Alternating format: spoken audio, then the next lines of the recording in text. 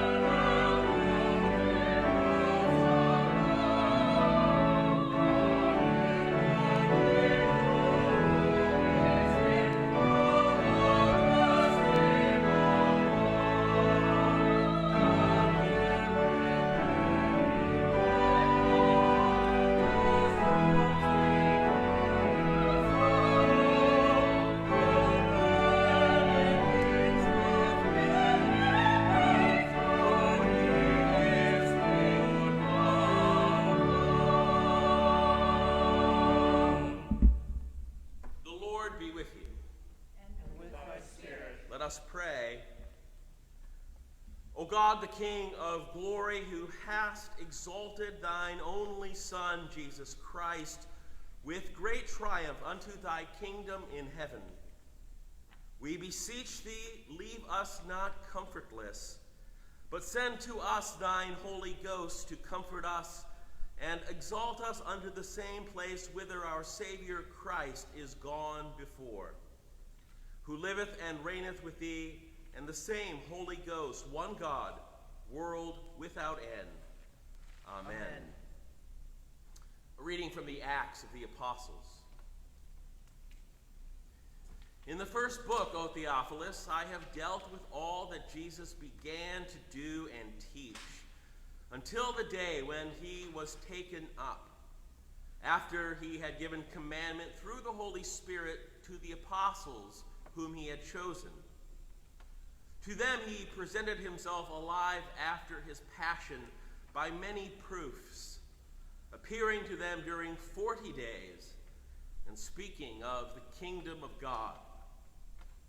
And while staying with them, he charged them not to depart from Jerusalem, but to wait for the promise of the Father, which he said, "You heard from me, for John baptized with water, but before many days you shall be baptized with the Holy Spirit."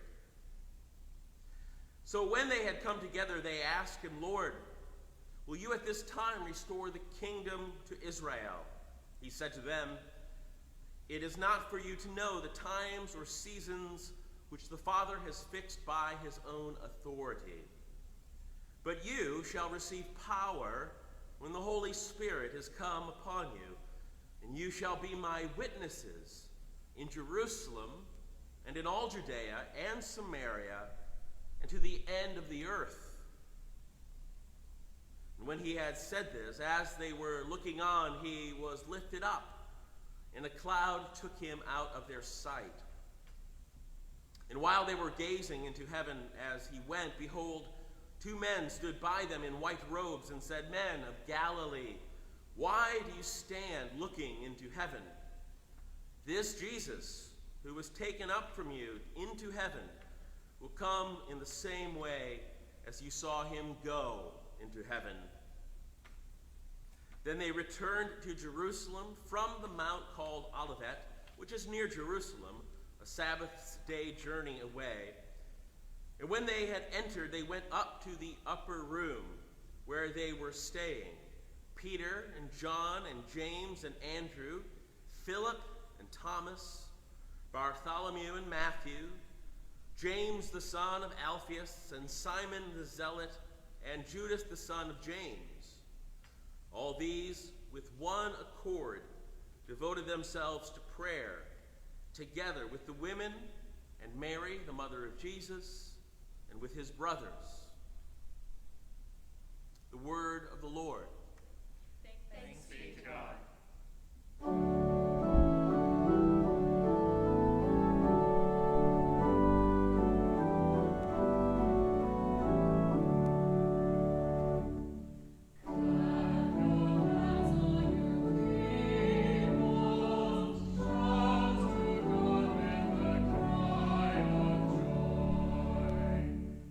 Clap your hands, O you people.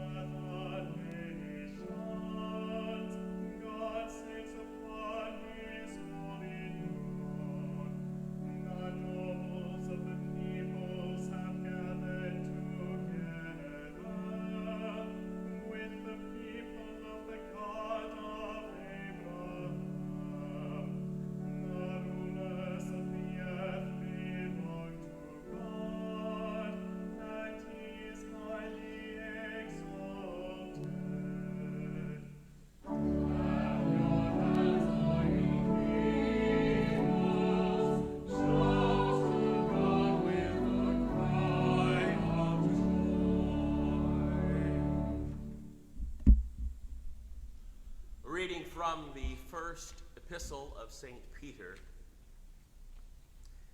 Beloved, do not be surprised at the fiery ordeal which comes upon you to prove you, as though something strange were happening to you.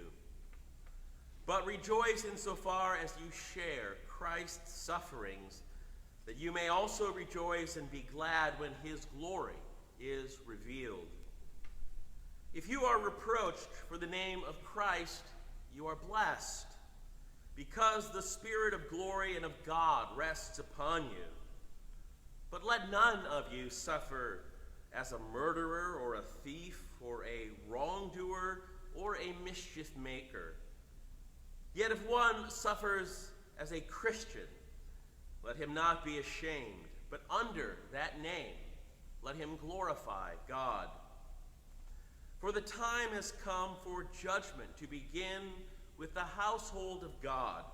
And if it begins with us, what will be the end of those who do not obey the gospel of God?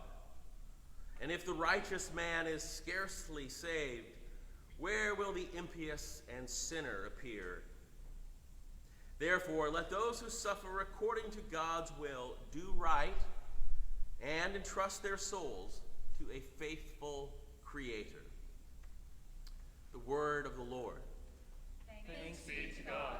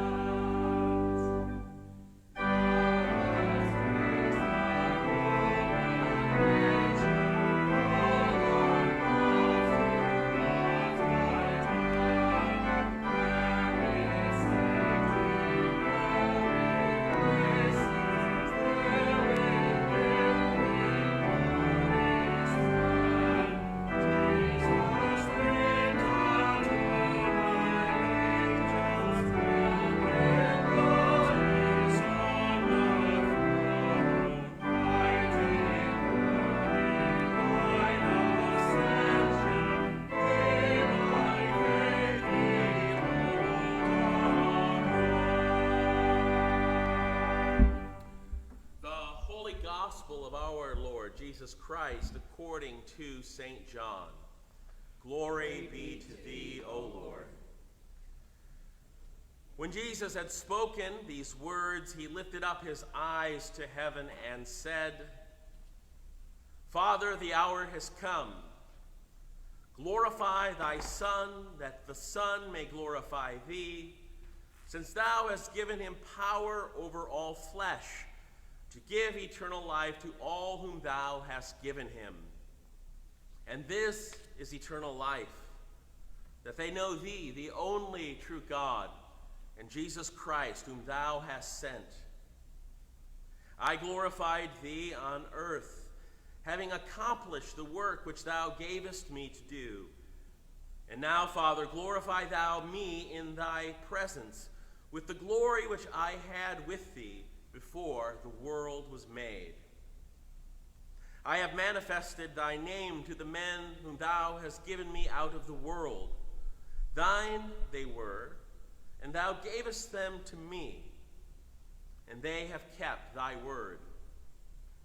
Now they know that everything that thou hast given me is from thee. For I have given them the words which thou gavest me, and they have received them, and know in truth that I came from thee. And they have believed that thou didst send me. I am praying for them. I am not praying for the world, but for those whom thou hast given me, for they are thine. All mine are thine, and thine are mine, and I am glorified in them.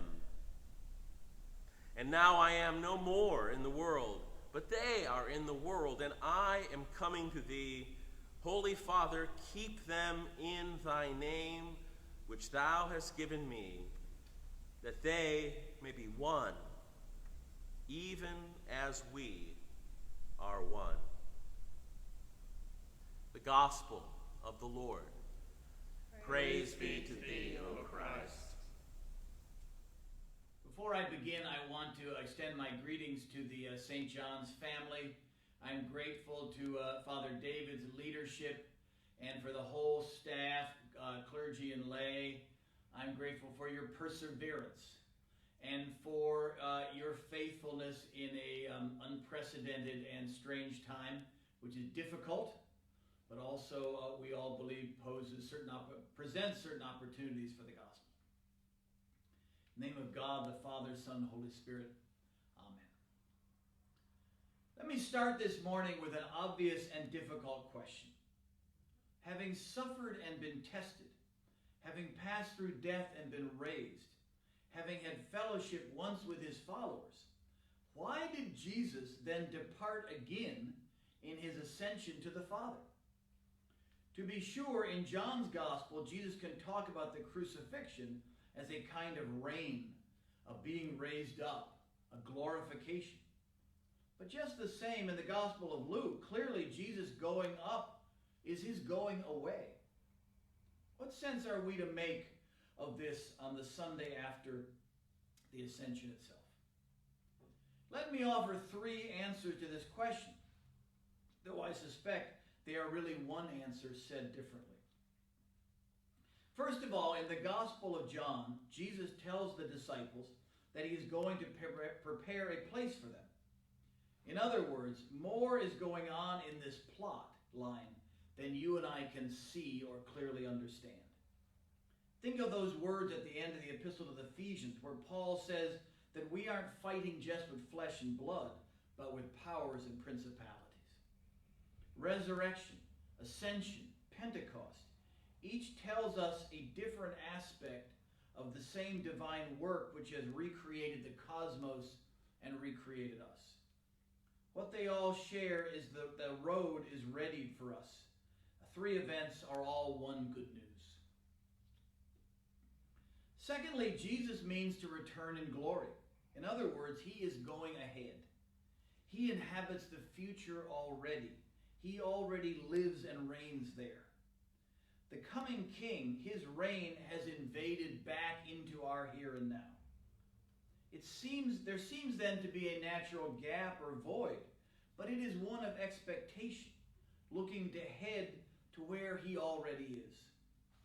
Our relation to time as Christians is complex, and therefore it is complex in the story as well. All of this counsels patience for us, since we struggle here. And as John says, we do not know yet what we shall be, but we know that we shall be like him. Why did reigning mean leaving? And why did going on high feel like going away? To illustrate this third reason, let me offer an example from the Kabbalah, which was a mystic often heterodox Jewish school of thought in the Middle Ages. It was known for arcane numerology, and it had a period of trendiness, believe it or not, with Hollywood stars 2 decades ago, which alone should make us nervous. But even the theologically wacky can have a grain of truth. And here is the grain of truth in the Kabbalah. They believe that before the creation of the world, the Lord God had beautiful flowing robes befitting his glory. But he chose in the creation, in his mercy, to pull his robes back 1 inch so as to make a tiny bit of room for the world and his creatures. The Kabbalists call that Zimzum, which refers to a little contraction of the divine glory to make room for the creatures. Now, here is why this can be consistent with orthodoxy and Christian faith. God chose to do it. He maintains his reign and his power. But he chooses to draw back, and he does it out of love. And he is thereafter no less able to retain his lordship, no less able to bring all to fulfillment on the last day. Here, think of the great hymn in Philippians 2, where the Son, co-equal with the Father, out of love empties himself into the form of the servant, Jesus, for a season, in order that he might be exalted as Lord over all, which in fact we recall on this very feast day. We find something like this in Christian theology too. The great medieval Catholic thinker Thomas Aquinas, when asked why God allowed bad things to happen to his people, whether they're good or not is another question, he spoke of God's permissive will.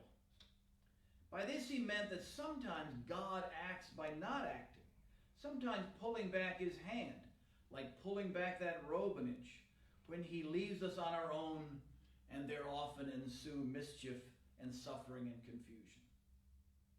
You might say that the permissive will of God does not solve the mystery, the question, why does God permit this? But it does say that God's loving purpose is real but complex, that he gives us real freedom in the image of his own, that he does this out of love, but he retains his power, and he is playing a longer game whose final destination we can see precisely in the resurrection of Jesus. This all may sound like abstruse speculation, irrelevant to real-life problems that you and I face. But the truth is the opposite. God makes space for creation, freedom, contingency, and that means even disaster and suffering. He is not walking away from the world, however. This does not mean that he is unable to reign. It means that real reign, more profound lordship, looks like pulling back in order to let the creature grow and thrive with the power to gather all up at the end. What parent has not learned this hard lesson that God knows infinitely more deeply than we? This also means that God in his mercy makes room for the church. He could, as Acts 1 suggested, simply have brought in the kingdom then and there. But he makes room, and he uses his people, dubious though they seem. He has overcome death, and now he offers partnership in the announcement of the resurrection to you and me. Why would he expose his now perfect mission, for which he sacrificed his very self, to such vulnerability?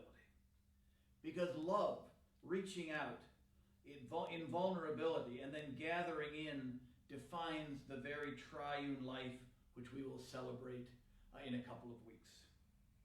I imagine the church to be like those comic players Shakespeare likes to add to the great history so that they can have a role, however minor, in the great deeds of the heroes.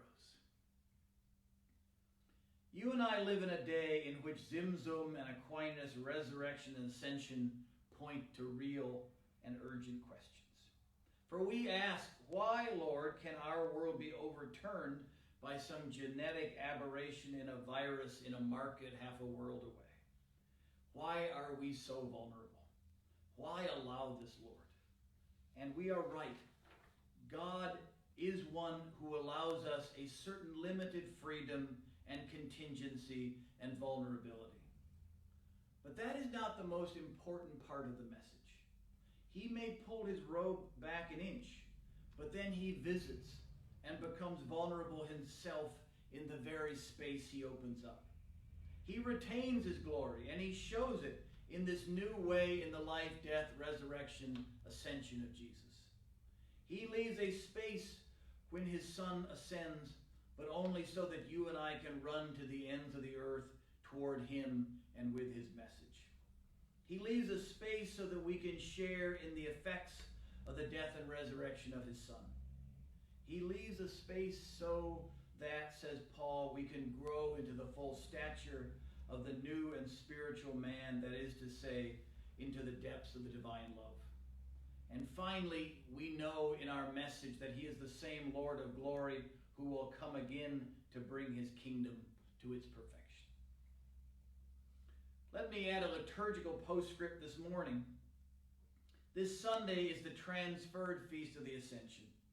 It is followed by the Feast of the Holy Spirit, Whitsuntide, and then the Feast of the Holy Trinity. So meditate this week, not in some far-off way, but in relation to our very real struggles on all three together, in relation to the theme of going away, making room, sharing with us, coming back. This is synonymous in the New Testament with the sending of the Spirit, so that we are not comfortless. Going away means dwelling with us, says the Feast of Pentecost, in a yet more intimate way. And both feasts reveal the depth of love, of majesty, made possible by this wonderful sharing of the very life of God, the systole and diastole of the triune divine heart gathering us in. And we know this, and we take part in this by grace, in Christ Jesus, the risen and the ascended, the triune Son, the man of sorrow, whose Spirit is on the way to dwell yet more intimately with us.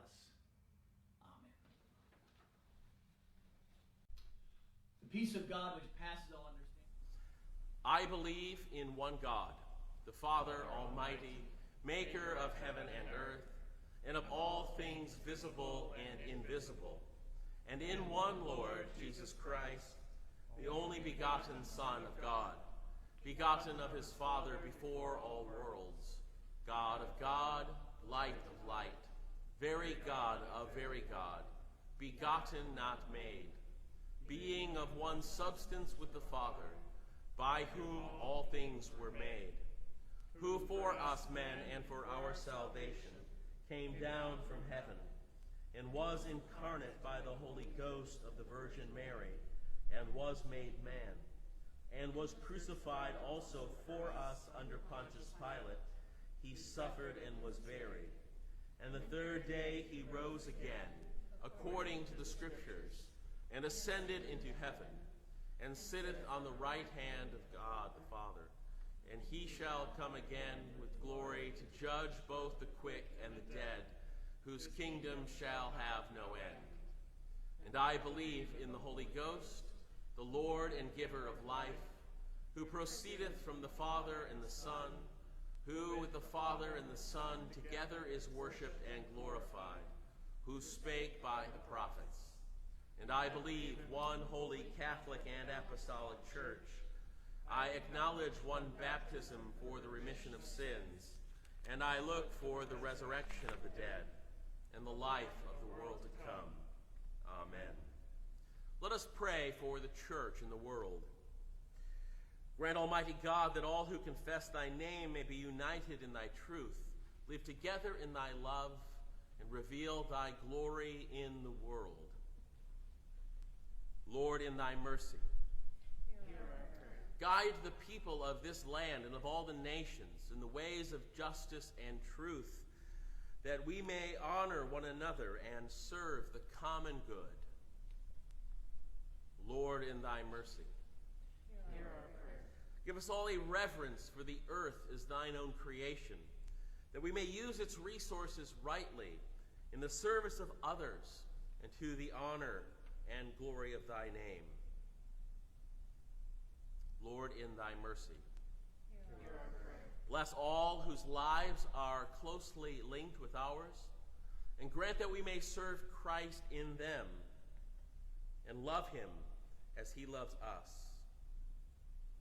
Lord, in thy mercy, comfort and heal all those who suffer in body, mind, or spirit. Give them courage and hope in their troubles, and bring them the joy of thy salvation. Lord, in thy mercy, we pray for George and Michael, our bishops, and for the ministry of the Diocese of Dallas, for the parishes of Holy Cross in Paris, for St. William Laud in Pittsburgh, St. Mark's in Mount Pleasant, and San Marcos, Mount Pleasant. We pray for the Church of our Savior in Suez, our sister congregation in Egypt, for Ehab the priest. We pray for all the outreach ministries of this parish, for St. John's Episcopal School, Austin Street Center, the White Rock Center of Hope, Gateway of Grace, the Genesis Women's Shelter, the Kellerman's Mission in Uganda, Kairos Prison Ministry, and Reinhardt Elementary School. Lord, in thy mercy, we pray for those who are expecting, especially Catherine and Michelle, and we pray that thou wouldst bless and strengthen thy servants who are celebrating birthdays today, especially Anna Williams, Marjorie Hunter, and Mary Odom. Lord, in thy mercy, we commend to thy mercy all who have died, especially Irvis Laws Sr., that thy will for them may be fulfilled. And we pray that we may share with the Blessed Virgin Mary, Blessed John the Baptist, and all thy saints in thine eternal kingdom. Lord, in thy mercy. Hear our prayer. O Almighty God, whose blessed Son, our Savior, Jesus Christ, ascended far above all heavens, that he might fill all things, mercifully give us faith to perceive that, according to his promise, he abideth with his church on earth, even unto the end of the ages. Through the same Jesus Christ, our Lord, who liveth and reigneth with thee in the Holy Spirit, one God, in glory everlasting. Amen. Let us humbly confess our sins unto Almighty God. Most merciful God, we confess that we have sinned against thee in thought, word, and deed, by what we have done and by what we have left undone. We have not loved thee with our whole heart. We have not loved our neighbors as ourselves. We are truly sorry, and we humbly repent. For the sake of thy Son, Jesus Christ, have mercy on us and forgive us, that we may delight in thy will and walk in thy ways, to the glory of thy name. Amen.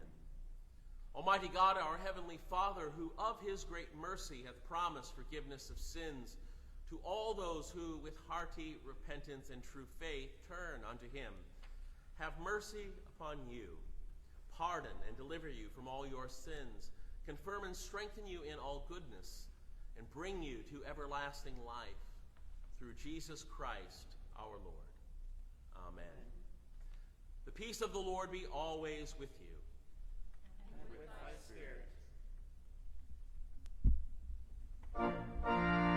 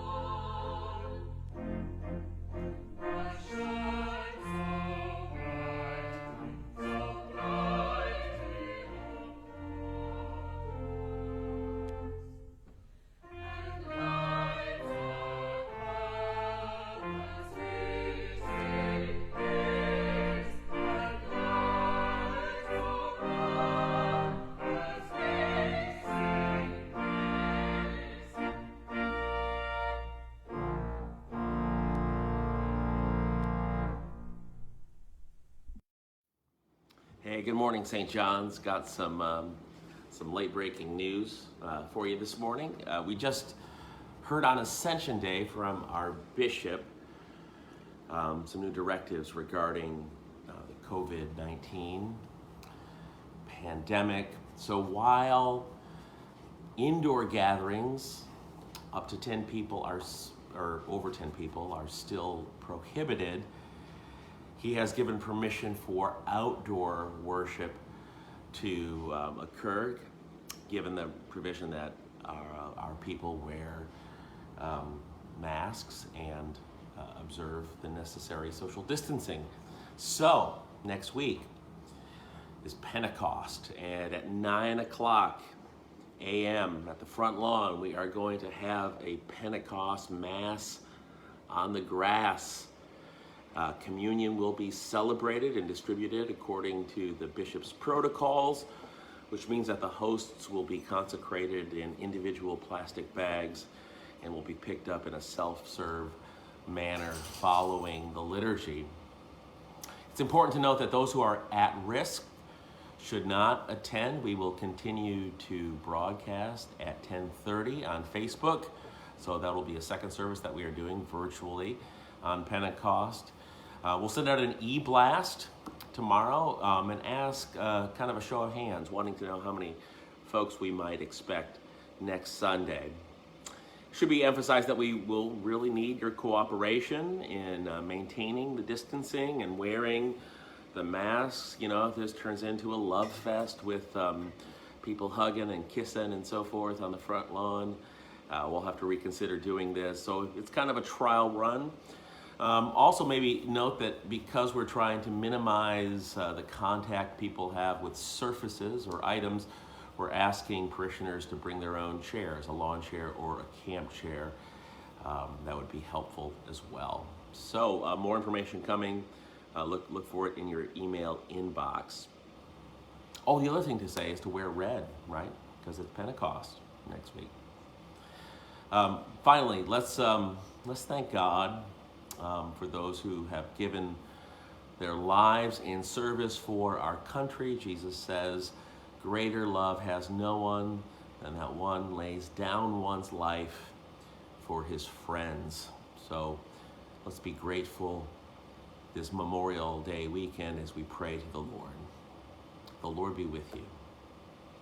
Let us pray. O Judge of the nations, we remember before you with grateful hearts the men and women of our country who on the day of decision ventured much for the liberties we now enjoy. Grant that we may not rest until the people of this land share in the benefits of true freedom and gladly accept its disciplines. This we ask in the name of Jesus Christ, our Lord. Amen. Called Atawale, it means may he rule. It is a may he reign. It's a good hymn for Easter and Ascension. And we're going to pray in this song that God rule, and that the Father and the Son and the Holy Spirit and that love rule. It's in Swahili. Tunomba Mungu Atawale. Tunomba Mungu Atawale. Tunomba Mungu Atawale. Tunomba Mungu Atawale. Ae Atawale. Tunomba Mungu Atawale.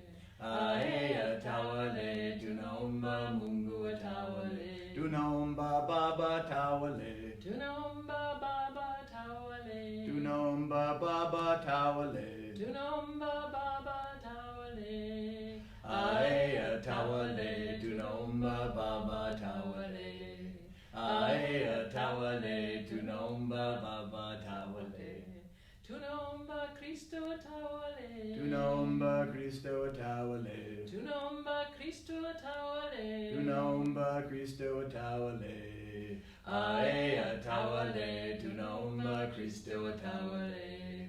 Ae Atawale. Tunomba Cristo Atawale. Tunomba Roho Atawale. Tunomba Roho Atawale. Tunomba Roho Atawale. Tunomba Roho Atawale. Ae Atawale. Tunomba Roho Atawale. Ae Atawale. pendo tawale. Tunombo pendo tawale. Tunombo pendo tawale. Tunombo pendo tawale. Ae utawale. Tunombo pendo tawale. Ae utawale. Tunombo pendo tawale.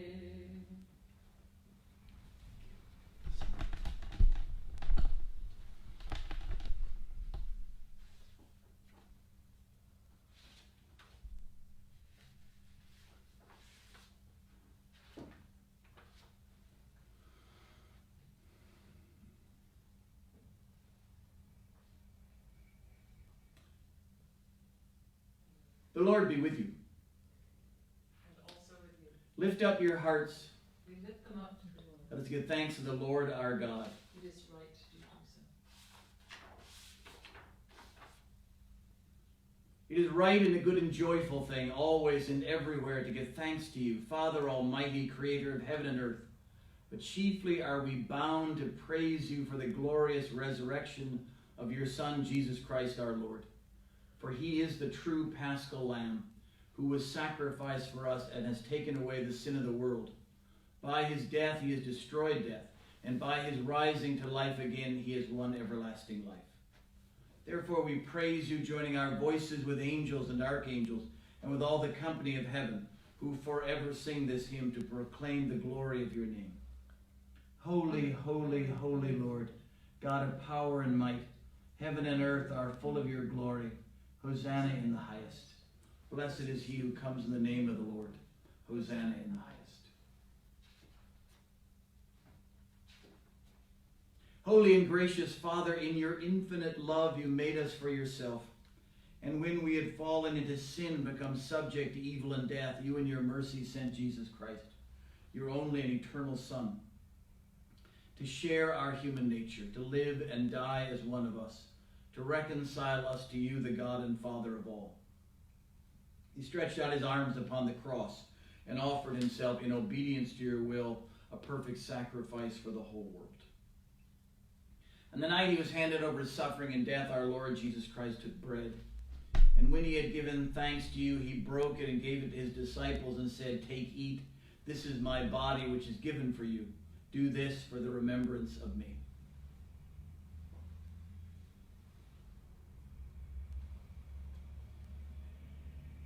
After supper, he took the cup of wine.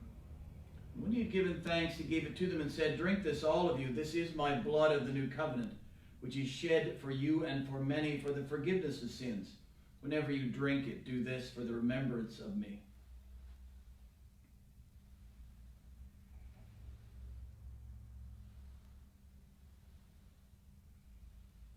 Therefore, we proclaim the mystery of faith.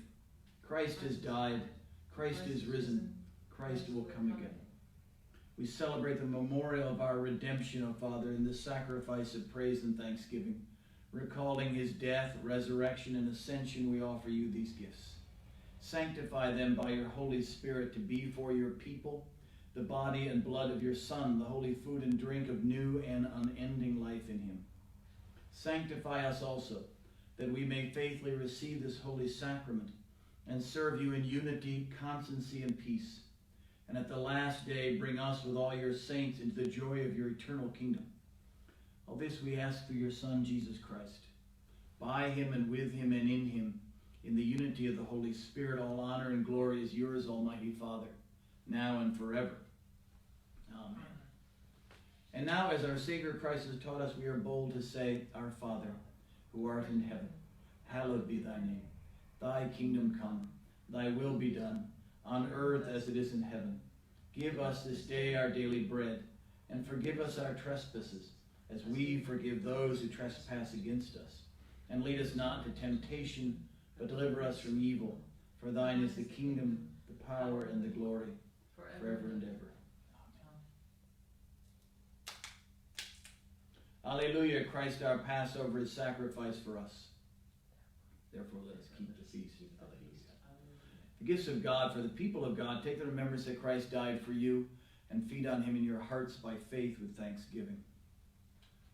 The body of Christ, the bread of heaven.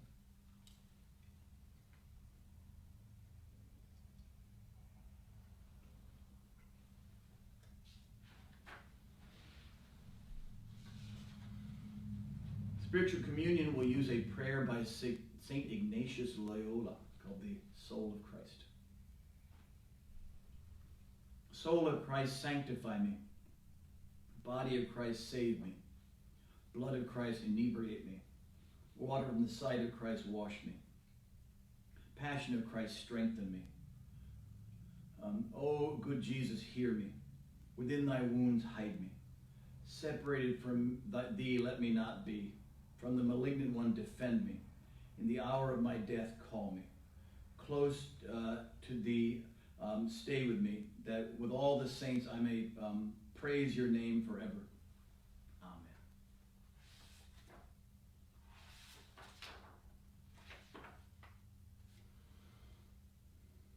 Let us pray. Eternal God, Heavenly Father, you have graciously accepted us as living members of your Son, our Savior, Jesus Christ. And you have fed us with spiritual food in the sacrament of his body and blood. Send us now into the world in peace, and grant us strength and courage to love and serve you with gladness and singleness of heart, through Christ our Lord. Amen.